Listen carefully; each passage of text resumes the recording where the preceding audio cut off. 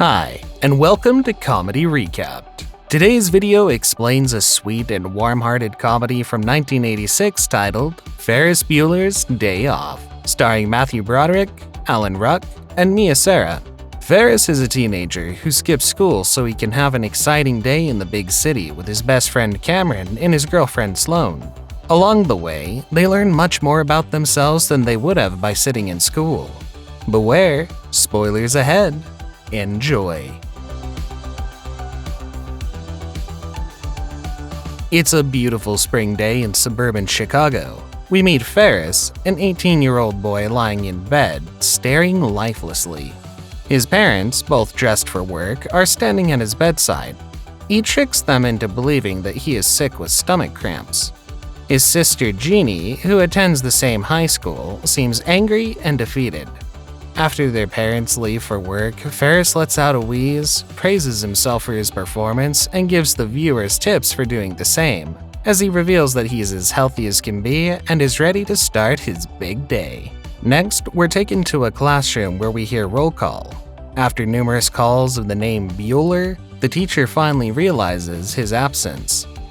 Meanwhile, Ferris calls up Cameron, his hypochondriac, pessimistic best friend, to join him on his day off as one of their last flings before they graduate. Cameron resists repeatedly, but ultimately relents.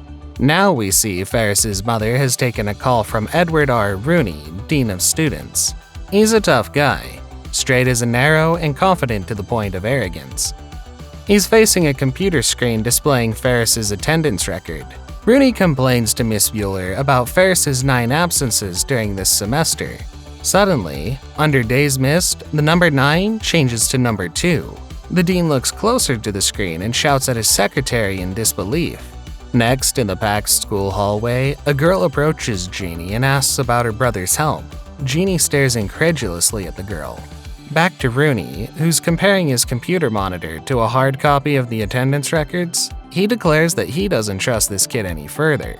His secretary, standing over his shoulder, informs him that Ferris is very popular and everyone adores him. The rest of the school and many residents learn of Ferris's exaggerated illness and offer donations to help with a slogan titled Save Ferris.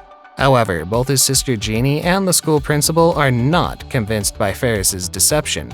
At home, Ferris sets up an elaborate ruse in his bedroom with a trophy, a mannequin, and his stereo, in case anyone decides to check on him.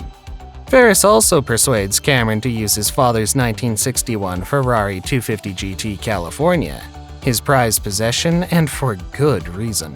Before they begin their big day, they must swing by the high school to pick up Ferris's girlfriend, Sloane, through the help of using a bogus story about her grandmother's death. The three speed off for Chicago.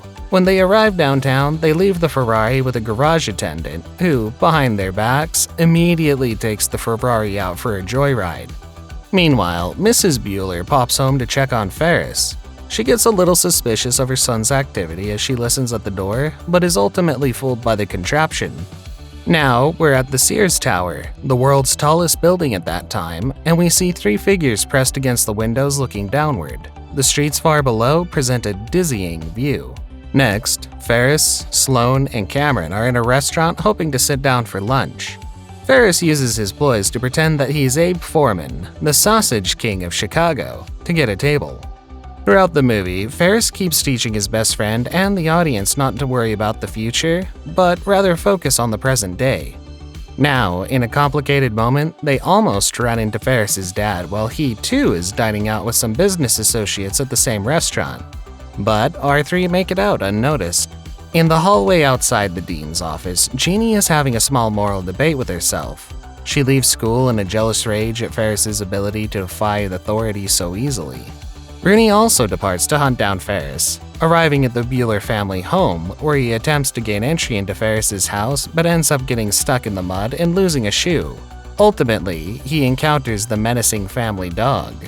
Now, the 3 teens are at the Art Institute of Chicago looking at paintings, but Cameron is still scared thinking of his father's Ferrari. Later, Ferris takes part in the Von Steuben parade, lip-syncing to Wayne Newton's Danke Shane and also the Beatles' version of Twist and Shout, convincing everyone in the crowd to dance along with him. Back at home, Jeannie is looking for Ferris and discovers his mannequin trick. Downstairs, she discovers Mr. Rooney, whom she mistakes for a burglar, kicking him several times in the face and retreating. She calls the police, forcing Mr. Rooney to flee the scene. He unknowingly leaves his wallet behind.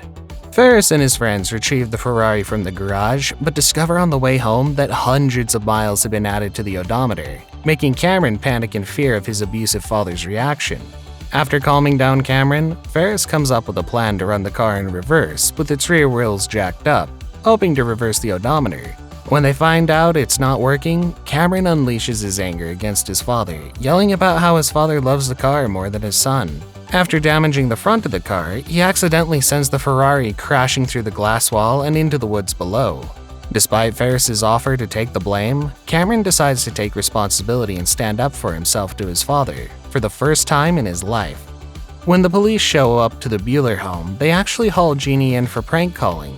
At the police station, she talks to a druggie, played by a young Charlie Sheen, who tells her that she should stop obsessing about her brother and focus on herself. Jeannie's mother arrives to collect her daughter and finds Jeannie making out. Jeannie is obviously smitten over this boy. Meanwhile, Ferris races through the backyards of his neighborhood in order to make it home on time. While running across the street, he's nearly hit by a car, ironically driven by his sister. Jeannie floors the gas pedal, trying to beat him home. When Ferris gets home, he finds Mr. Rooney waiting for him. However, to our great surprise, Jeannie comes to appreciate her brother's craftiness. She lies to protect her brother, all before showing Mr. Rooney his wallet.